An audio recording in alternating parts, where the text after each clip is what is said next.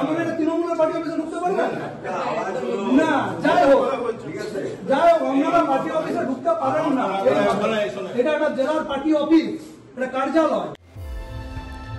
Trinamool party office হলে ঢুকতে পারতেন?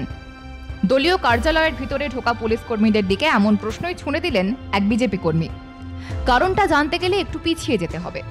জানা গিয়েছে, রাত 2টো নাগাদ বাঁকুড়ার নতুনগঞ্জে অবস্থিত বিজেপির দলীয় জেলা কার্যালয়ে হানা দিয়েছিল পুলিশ।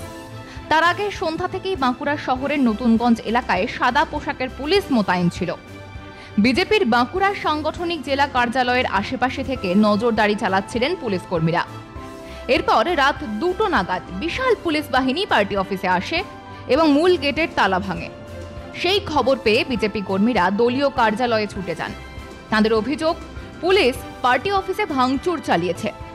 এদিকে দলীয় কর্মীরা পার্টি অফিসে পৌঁছতেই বচসা শুরু হলে পুলিশ এলাকা ছেড়ে চলে যায়।